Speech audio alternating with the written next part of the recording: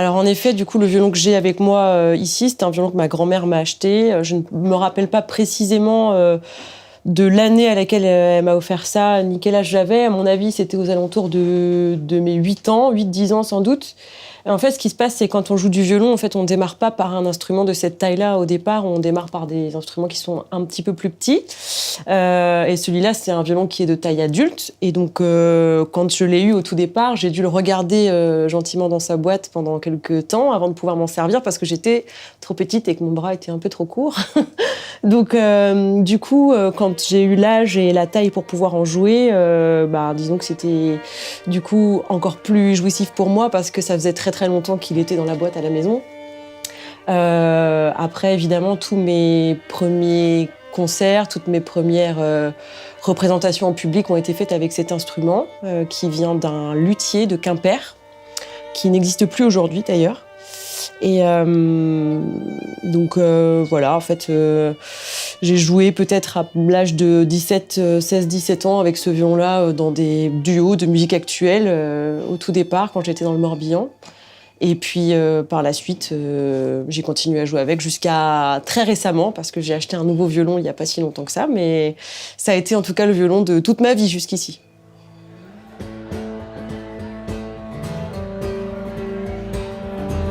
C'est vachement important pour moi de multiplier les expériences avec différentes équipes, différents musiciens, parce que je suis quelqu'un qui s'ennuie vite.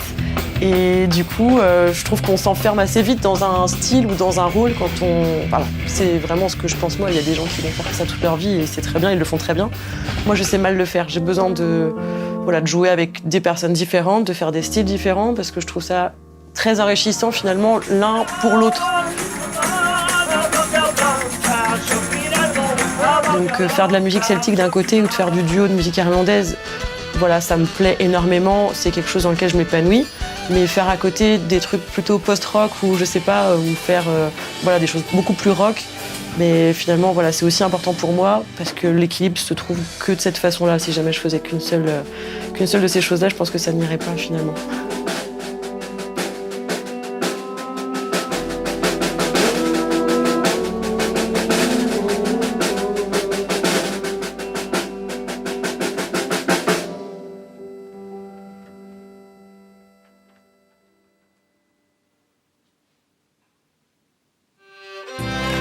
Le fait d'être en groupe sur scène, c'est vrai qu'il y a comme une cohésion souvent qui peut se créer devant le public, devant les autres. Alors du coup, ce qui est hyper sympa, c'est tous les échanges qu'il peut y avoir entre nous, finalement, le jeu qu'il peut y avoir sur scène, les déplacements, ce genre de choses. C'est vrai que seul, pour le coup, c'est une bonne question parce que en même temps, ça m'est jamais arrivé. C'est-à-dire que je crois que j'ai jamais fait un concert où j'étais vraiment toute seule sur scène. Mais à l'inverse, j'aimerais savoir comment ça se passe d'être vraiment tout seul sur scène. C'est sûrement un défi que j'aimerais me lancer finalement pour voir comment ça pourrait marcher.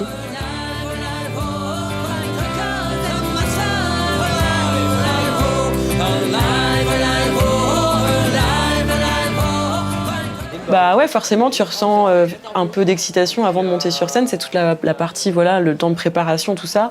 Une fois que tu y es, c'est juste que, tu sais, en fait, comme tous les regards sont sur toi, finalement, c'est hyper grisant. Alors, à la fois, c'est très stressant, et puis en même temps, c'est juste hyper...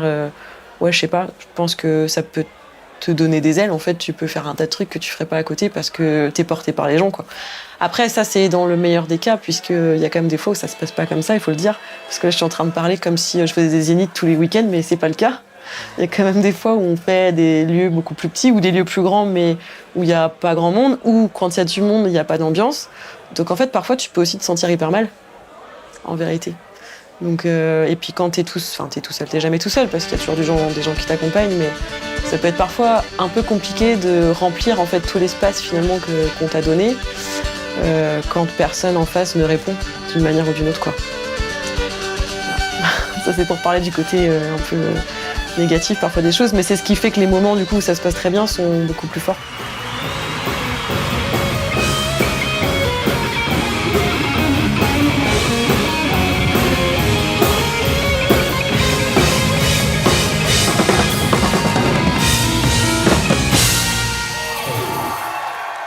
C'est quelque chose de très grisant, peu importe la taille de la scène, peu importe le nombre de gens qui sont devant.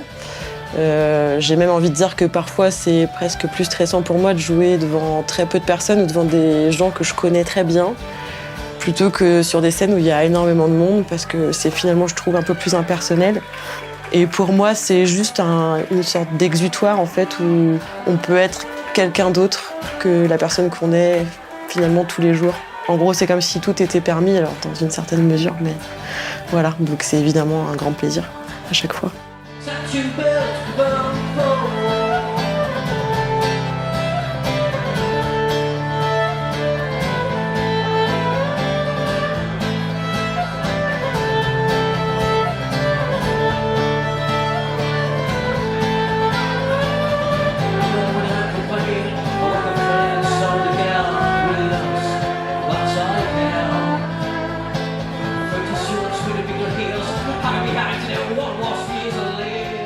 Le fait de jouer de la musique, enfin, le fait d'offrir finalement de la musique aux gens, je pense que c'est quand même, comment expliquer ça, une sorte de plaisir pour sortir les gens finalement de leur quotidien. Enfin, c'est un peu comme ça que je vois les choses. Finalement, la musique, elle est présente partout, tout le temps, dans ta vie de tous les jours, que tu écoutes la radio, que tu ailles faire tes courses, j'en sais rien, il y a de la musique partout. Quand tu as un concert, par contre, c'est encore autre chose d'aller voir la musique live. On est sur un autre concept, une autre démarche. Tout le monde ne fait pas cet effort-là, quoi. Par contre, le fait d'en jouer, du coup, tu sens bien que tu vas sortir les gens un petit peu de leur quotidien et tu vas inviter les gens dans un monde, peu importe ce que tu joues comme musique, peu importe le style que tu peux faire. C'est quand même voilà, une manière de s'échapper un petit peu de la réalité, du quotidien. Et juste, ça me fait penser à un truc, c'est qu'une fois, j'ai rencontré quelqu'un qui m'a dit « J'aime pas la musique ». Mais alors c'était la première fois que j'entendais quelqu'un me dire un truc pareil. Après je veux bien, franchement je suis quelqu'un d'hyper ouvert et tout, il n'y a pas de souci. Mais je me suis quand même posé la question de comment on pouvait ne pas aimer et ne pas supporter, parce que ça, c'était le fond du truc, c'est qu'en fait c'était quelque chose qui gênait cette personne, quoi. La musique en général, quoi. Donc il m'a dit ça après un concert en plus, donc, du coup c'était quand même sympa. Mais en fait je peux comprendre, mais je pense pas que ce soit la majorité des cas en fait. Peut-être qu'il y a 1% de la population qui déteste la musique, quoi. Sinon, pour le reste des gens, il y a de la matière pour tout le monde, en fait. Peu importe le style que tu vas faire, en fait, il y a toujours quelque chose que tu vas apprécier. Donc voilà, jouer de la musique devant les gens, c'est ça, c'est peut-être essayer un petit peu de les faire penser à autre chose.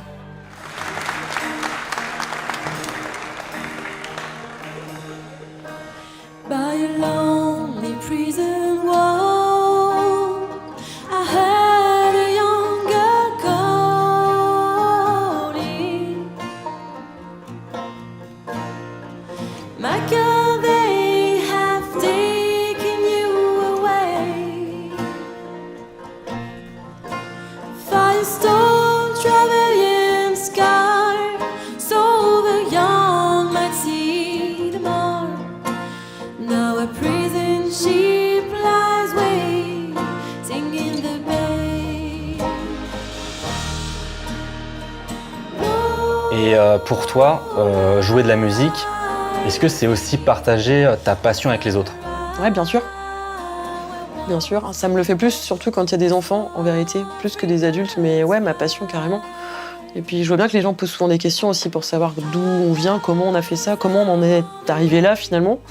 Mais le truc cool, c'est quand il y a des plus petits, finalement, des plus jeunes qui viennent et qui s'y intéressent et tu te dis, en fait, moi j'ai été comme ça aussi.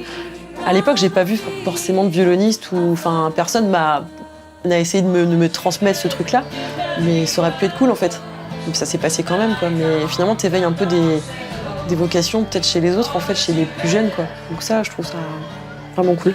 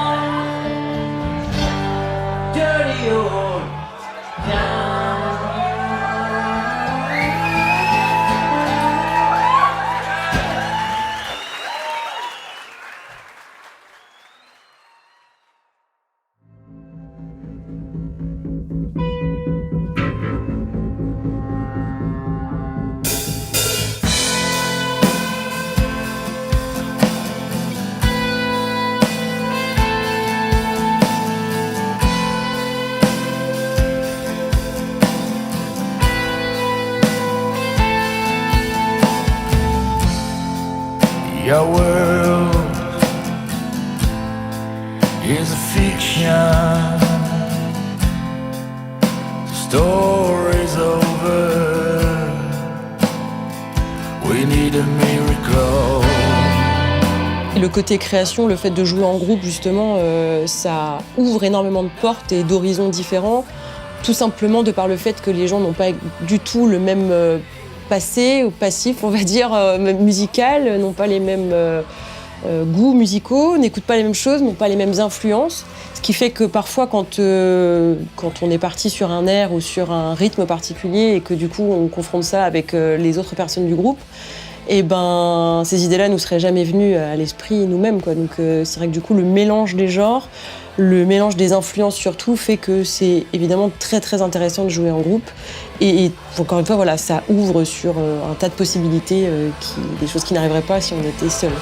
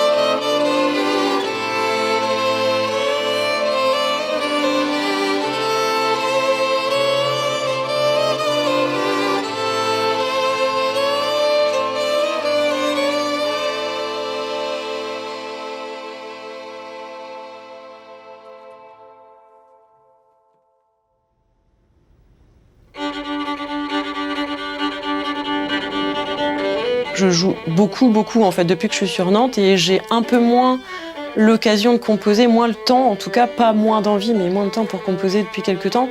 Mais il est vrai que quand je fais des choses, je le pense pas forcément pour tel ou tel groupe. En fait, je le pense pas du tout. Ce sont des choses qui m'arrivent comme ça, finalement que j'enregistre, qui sont plus ou moins élaborées. Ça peut être parfois des tout petits bouts finalement de mélodie, ça peut être juste des airs, ça peut être 2-3 paroles, ça peut être voilà, un tas de choses. Des fois des choses beaucoup plus, voilà, plus arrangées et plus complètes où du coup je vois déjà un peu plus l'issue. Mais je les pense pas pour les groupes en général. Ce qui fait que du coup il y a pas mal de choses que j'ai encore gardées et qui n'ont servi à aucun groupe et finalement qui sont encore pour moi aujourd'hui. Avec une espèce de petit espoir peut-être ou une idée dans l'arrière de ma tête qui me dit que je pourrais les garder pour éventuellement sortir un album peut-être un jour solo ou un album ou autre chose, enfin juste monter un spectacle toute seule ou alors avec lequel je serais vraiment à l'origine des choses et je pourrais composer autour de ça, quoi.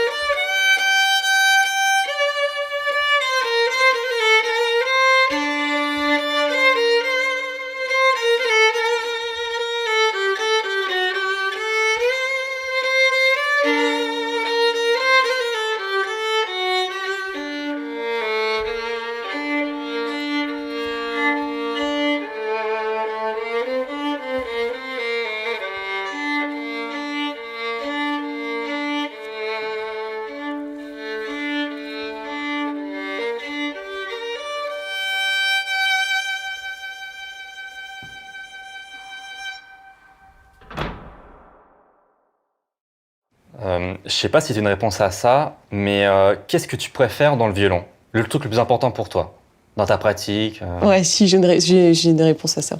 Ah, le truc que je préfère vraiment dans le violon, c'est être sur scène et faire des concerts. Voilà. C'est sûrement pas répéter, ni créer finalement, parce que ça, même si ça me plaît beaucoup, mais je crois que je pourrais pas faire cet instrument, ni faire ce métier aujourd'hui si le fait de me produire devant les gens, c'était pas aussi important. Donc l'expérience, on va dire, de scénique et l'expérience du concert, c'est vraiment la chose la plus importante pour moi, à travers le violon, bien évidemment. Et aussi à travers le chant, parce que je chante aussi beaucoup, mais voilà, donc c'est vraiment, on va dire, aujourd'hui, ce qui est devenu le plus important pour moi. Danser comme jamais il n'a dansé. Alors, choisissez votre camp. Est-ce qu'on peut vous entendre?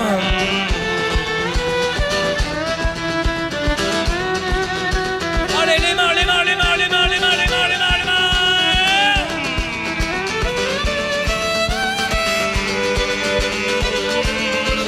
Est-ce que vous êtes prêts à danser les dieux? Est-ce que vous êtes prêts à danser les dieux? Tout le monde, allez! Are you ready? 1, 2, et 1, 2, 3, hey!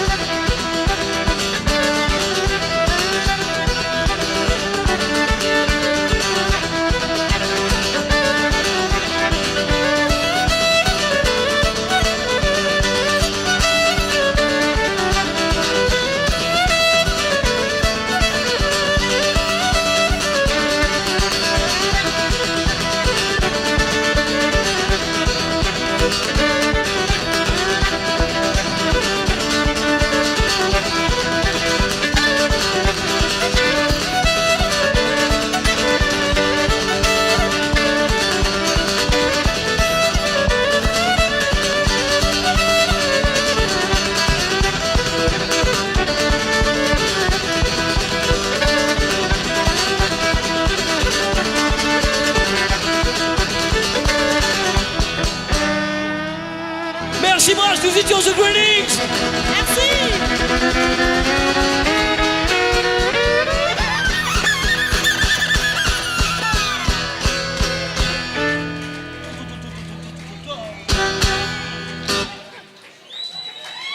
Merci beaucoup, vous souhaitez une très bonne soirée.